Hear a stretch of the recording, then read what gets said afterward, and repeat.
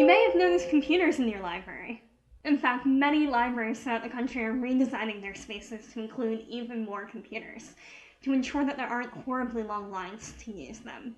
In fact, there are several libraries that are only computers, with no physical books at all. With the prevalence of computers and smartphones and tablets and Wi-Fi, many people are starting to wonder why it is important for a library to offer access to the internet and computers at all. Well, it's important because not everyone has the same level of access to technology. Not everyone has personal computers or internet access in their home. And with more and more things like job applications and government forms being only available online, the internet is no longer an option. In fact, internet access has been declared a human right by the UN. The digital divide between those who do and don't have access to technology is growing, but there is also a growing divide of digital literacy, or knowing how to use that technology for the purposes that you need. And it isn't only knowing how to use a computer, but knowing how to use different machines and different operating systems. Just because you're literate on a PC doesn't mean that you're literate on a Mac.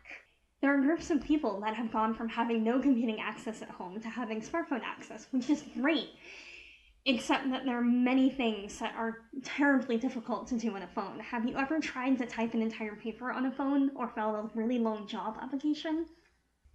Computers and libraries also offer access to various databases that libraries subscribe to, or software that may be too expensive for individuals to purchase but not a library can afford. Makerspaces are physical spaces where people can work on creating projects. They typically include all sorts of new fancy smancy technology, up to including 3D printers and robotics equipment.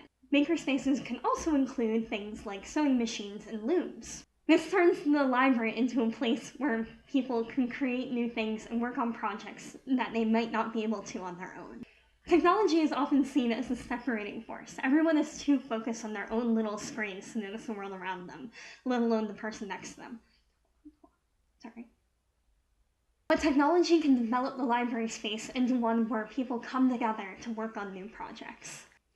Today's tip: pay attention to sources.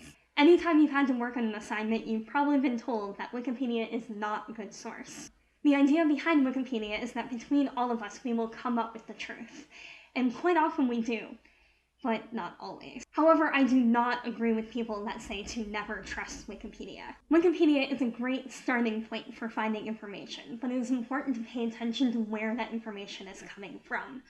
Look at the facts and look at the sources, and then you can follow those sources to find even more information. Please leave comments for us below or on any of our social media that is linked in the description, and as always, we are here to help.